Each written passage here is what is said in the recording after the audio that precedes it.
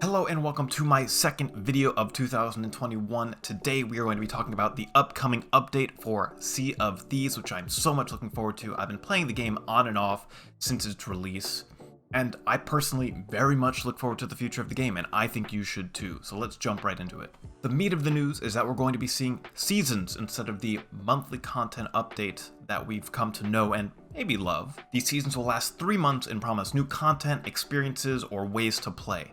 But over the course of these 3 months, we'll see some live events, quality of life improvement, bug fixes, and the like, as well as the battle pass system to grind for, which we'll get into in a moment. From a game development perspective, part of the reason I'm so excited about it is it should be so much easier to manage this kind of system than the previous monthly system that they've been developing under. This change should see the dev team split up into 2 main groups. We're going to have the live team and we're going to have the main development team. The live team, as the name suggests, will be managing the current live game, enabling or disabling events, doing the challenges, pushing hotfixes or patches, and stuff like that. While the development team, which should be the majority of the people working there, we'll be focusing on making content for the next season, the next big update. Compare that to having to manage the live game, as well as manage a team working on the development for next month, and then a team working on the development for the month after that, because these things take time to make.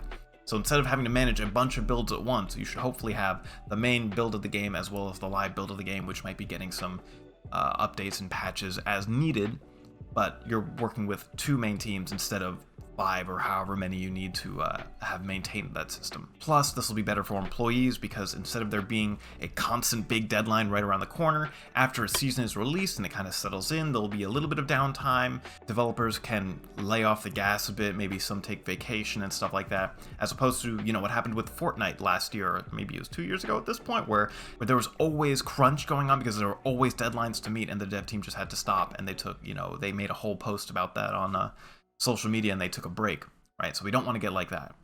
Very much looking forward to this. Diving into the seasonal progression system, you'll have 100 levels of battle pass to grind through, which is, pretty standard for what we have, which will have you, quote, progressing your renown as part of the season, engaging with all aspects of the pirate's life in the Sea of Thieves.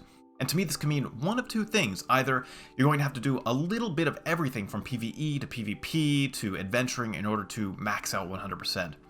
Or it could mean that players can choose to progress in whichever way they want. And there are arguments for both. For example, it's nice to show off a skin to players and let them know that you worked really hard through specific trials in order to get that. For example, very few people have the Max Win Arena skin because who the hell wants to play Arena for that long? Whereas the downside to that is if you don't like certain aspects of the game, you're kind of limited in your progression. Which kind would you prefer? Share in the comments below, let's talk about it. And it sounds like we'll be getting a fairly standard challenge system, which they're calling Pirate Trials. These trials will, quote, celebrate existing content and encourage you to play in new ways. I'm holding my judgment on these until I see exactly what they'll be asking of players. Hopefully we'll see some interesting challenges instead of stuff like collect 50 bananas or get megged, krakened, and ghost shipped after getting chased by a galleon for 45 minutes.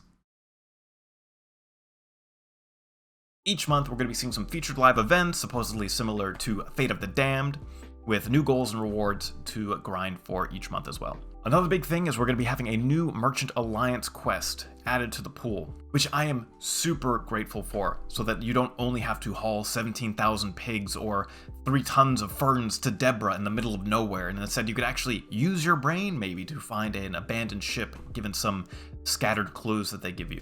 Overall, I look forward to this update so much, as really the main reason I stopped playing Sea of Thieves was because I hit Pirate Legend and the progression just kind of came to a halt.